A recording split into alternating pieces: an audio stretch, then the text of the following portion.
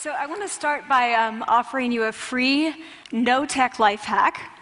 And all it requires of you is this, that you change your posture for 2 minutes. But before I give it away, I want to ask you to right now do a little audit of your body and what you're doing with your body. So how many of you are sort of making yourselves smaller? Maybe you're hunching, crossing your legs, maybe wrapping your ankles. Sometimes we hold on to our arms like this. Sometimes we spread out. I see you. So I want you to pay attention to what you're doing right now. We're going to come back to that in a few minutes, and I'm hoping that if you sort of learn to tweak this a little bit, it could significantly change the way your life unfolds. So we're really fascinated with body language, and we're particularly interested in other people's body language. You know, we're interested in, like, an awkward interaction, or a smile, or a contemptuous glance, or maybe a very awkward wink, or maybe even something like a handshake. Here they are arriving at number 10, and look at this lucky policeman gets to shake hands with the President of the United States. Oh, and here comes the Prime Minister of the... No.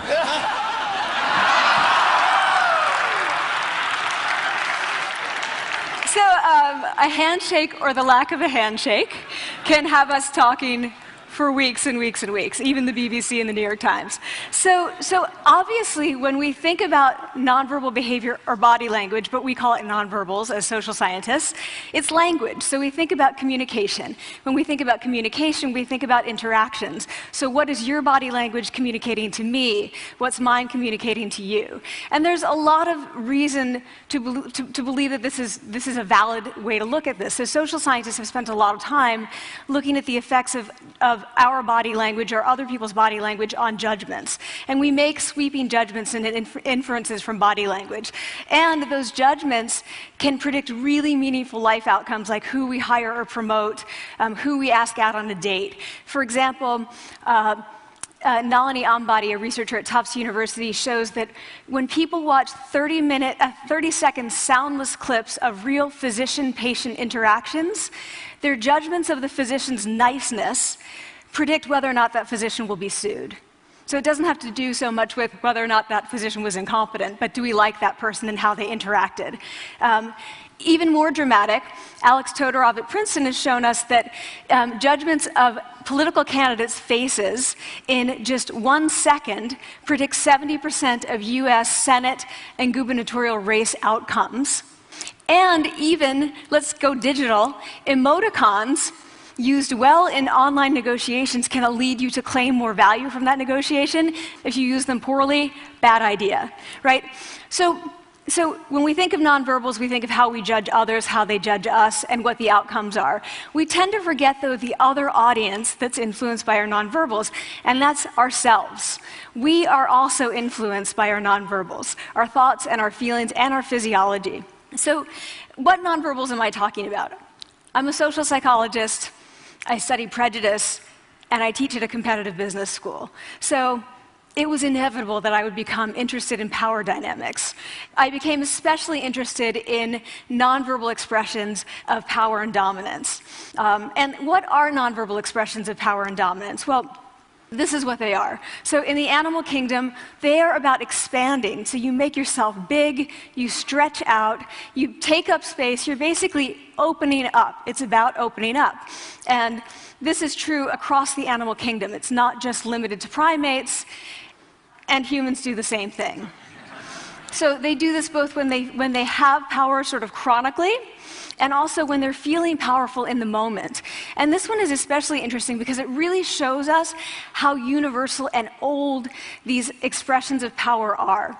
This expression, which is known as pride, Jessica Tracy has studied, she shows that people who are born with sight and people who are congenitally blind do this when they win at a physical competition. So when they cross the finish line and they've won, it doesn't matter if they've never seen anyone do it, they do this.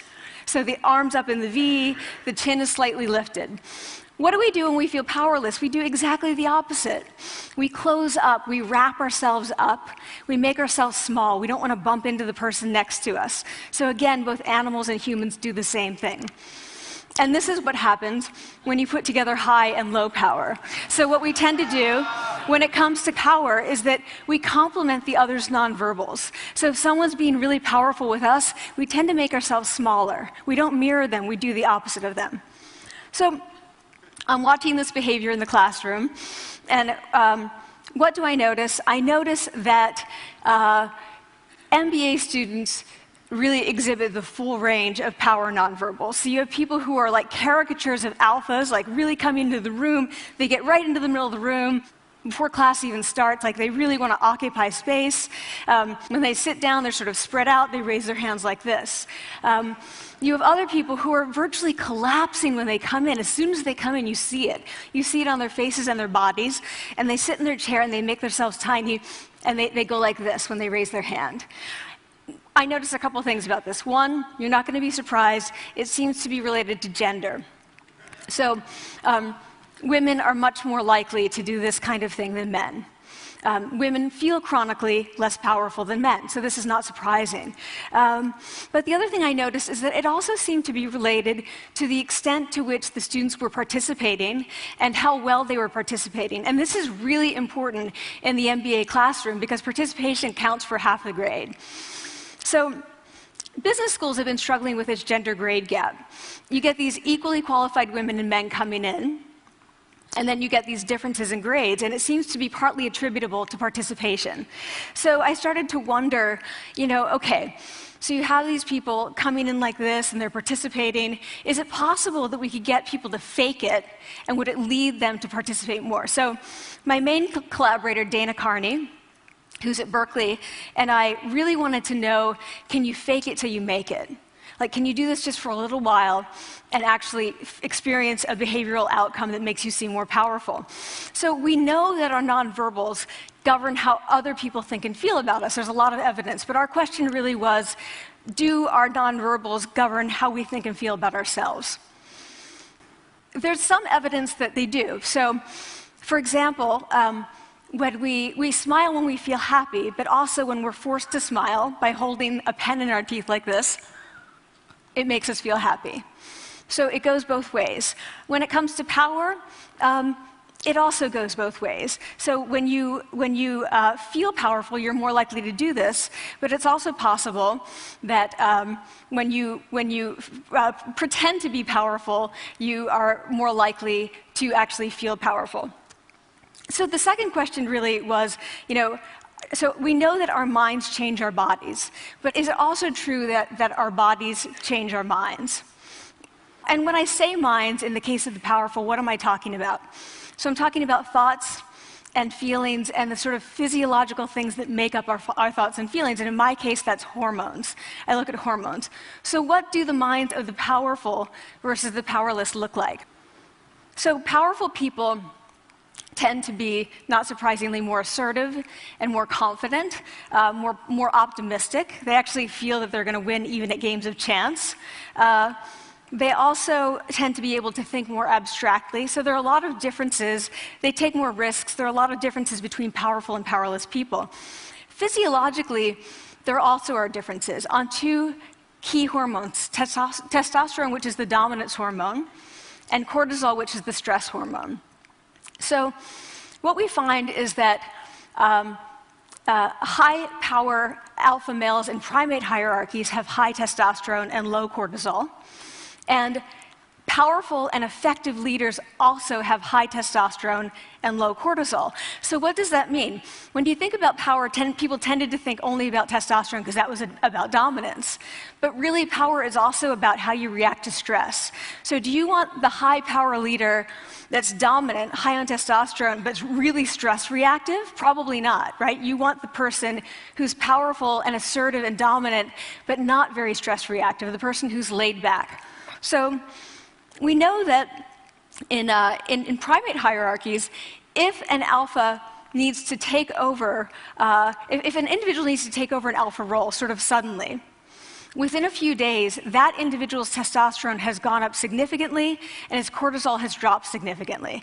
So we have this evidence, both that the body can shape the mind, at least at the facial level, and also that role changes can shape the mind.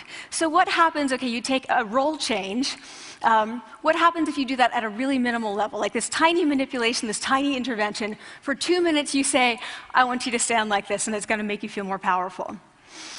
So this is what we did. We decided to bring people into the lab and run a little experiment. And these people adopted for 2 minutes either high power poses or low power poses. And I'm just going to show you 5 of the poses, although they took on only 2. So here's one, couple more. This one has been dubbed the Wonder Woman by the media. Here are a couple more.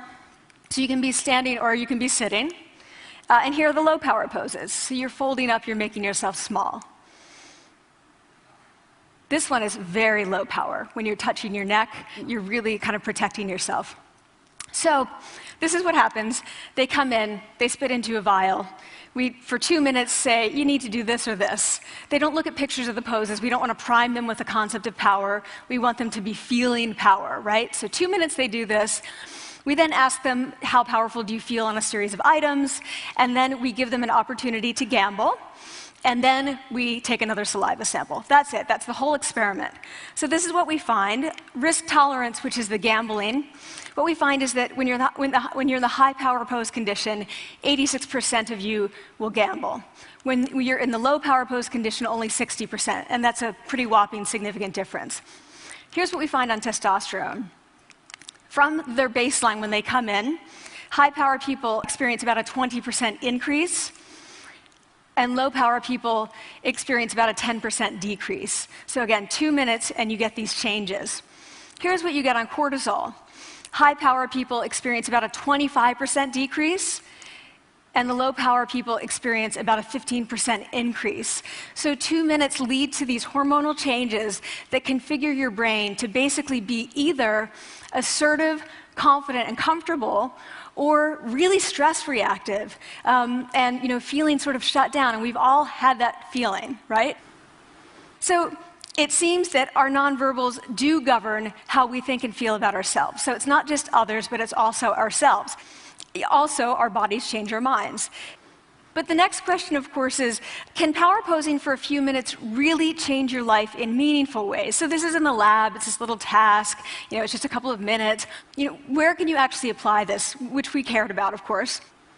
And so we think it's really what matters, where you want to use this is evaluative situations, like social threat situations. Where are you being evaluated? Either by your friends, like for teenagers, it's at the lunchroom table. It could be, for some people, it's speaking at a school board meeting. It might be giving a pitch, or giving a talk like this, or doing a job interview. We decided that the one that most people could relate to, because most people had been through, was the job interview. So we published these findings, and the media are all over it, and they say, okay, so this is what you do when you go in for the job interview, right? So we were, of course, horrified and said, oh my God, no, that's not what we meant at all, for numerous reasons. No, don't do that. Again, this is not about you talking to other people, it's you talking to yourself. What do you do before you go into a job interview? You do this. Right? You're sitting down, you're looking at your iPhone or your Android, not trying to leave anyone out. You're looking at your notes, you're hunching up, making yourself small, when really what you should be doing maybe is this, like in the bathroom, right? Do that, find 2 minutes. So that's what we want to test, okay? So we bring people into a lab, and they do either high or low power poses again. They go through a very stressful job interview. It's 5 minutes long. They are being recorded, they're being judged also, and the judges are trained to give no nonverbal feedback. So they look like this. Like, imagine this is the person interviewing you. So for 5 minutes, nothing. And this is worse than being heckled. People hate this. It's what Marianne LaFrance calls standing in social quicksand. So this really spikes your cortisol. So this is the job interview we put them through, because we really wanted to see what happened. We then have these coders look at these tapes, 4 of them. They're blind to the hypothesis, they're blind to the conditions. They have no idea who's been posing in what pose. And they end up looking at these sets of tapes, and they say, oh, we want to hire these people, all the high power posers. We don't want to hire these people. We also evaluate these people much more positively overall. But what's driving it? It's not about the content of the speech. It's about the presence that they're bringing to the speech. We also, because we rate them on all these variables related to sort of competence, like how well structured is the speech? How good is it? What are their qualifications? No effect on those things. This is what's affected.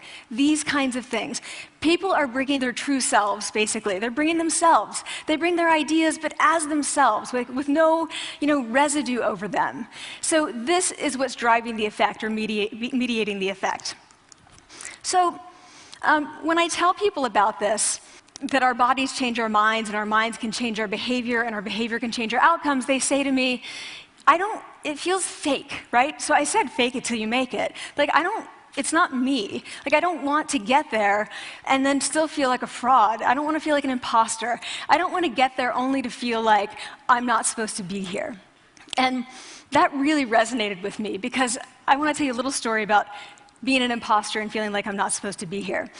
When I was 19, I was in a really bad car accident. I was thrown out of a car, rolled several times. I was thrown from the car, and I woke up in a head injury rehab ward. And I had been withdrawn from college, and I learned that my IQ had dropped by 2 standard deviations, which was very traumatic. I knew my IQ because I had identified with being smart, and I had been called gifted as a child. So I'm taken out of college. I keep trying to go back. They say, you're not going to finish college. There are other things for you to do, but that's not going to work out for you. So I really struggled with this, and I have to say, having your identity taken from you, your core identity, and for me it was being smart, having that taken from you, there's nothing that leaves you feeling more powerless than that. So I felt entirely powerless. I worked and worked and worked, and I got lucky and worked and got lucky and worked. Eventually I graduated from college. It took me 4 years longer than my peers. And I convinced someone, my angel advisor, Susan Fisk, to take me on. And so I ended up at Princeton, and I was like, I am not supposed to be here. I am an imposter. And the night before my first year talk, and the first year talk at Princeton is a 20-minute talk to 20 people. That's it. I was so afraid of being found out the next day that I called her and said, I'm quitting. She was like, you are not quitting, because I took a gamble on you and you're staying. You're going to stay, and this is what you're going to do. You're going to fake it. You're going to do every talk that you ever get asked to do. You're just going to do it and do it and do it, even if you're terrified and just paralyzed and having an out-of-body experience until you have this moment where you say, oh my gosh, I'm doing it. I have become this. I am actually doing this. So that's what I did. 5 years in grad school. A few years, I'm at Northwestern. I moved to Harvard. I'm at Harvard. I'm not really thinking about it anymore, but for a long time I had been thinking, not supposed to be here, not supposed to be here. So at the end of my first year at Harvard, a student who had not talked in class the entire semester, who I had said, look, you got to participate or else you're going to fail, came into my office. I really didn't know her at all. And she came in totally defeated, and she said, I'm not supposed to be here.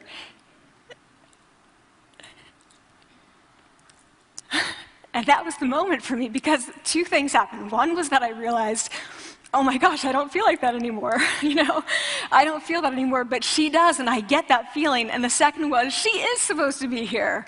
She can fake it, she can become it. So I was like, yes, you are. You are supposed to be here, and tomorrow you're going to fake it, you're going to make yourself powerful, and, you're going to...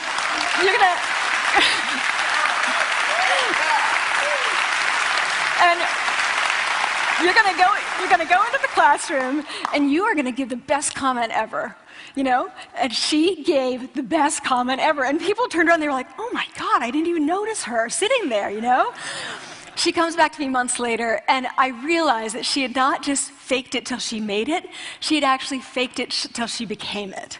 So she had changed. And so I want to say to you, don't fake it till you make it. Fake it till you become it. It's not do it enough until you actually become it and internalize. The last thing I want to leave you with is this. Tiny tweaks can lead to big changes. So this is 2 minutes. 2 minutes, 2 minutes, 2 minutes. Before you go into the next stressful, evaluative situation, for 2 minutes, try doing this in the elevator, in a bathroom stall, at your desk behind closed doors. That's what you want to do. Configure your brain to cope the best in that situation. Get your testosterone up, get your cortisol down. Don't leave that situation feeling like, oh, I didn't show them who I am. Leave that situation feeling like, oh, I really feel like I got to say who I am and show who I am. So I want to ask you first, both to try power posing, and also I want to ask you to share the science, because this is simple. I don't have ego involved in this. Give it away. Share it with people, because the people who can use it the most are the ones with no resources and no technology and no status and no power. Give it to them, because they can do it in private. They need their bodies, privacy, and 2 minutes, and it can significantly change the outcomes of their life. Thank you.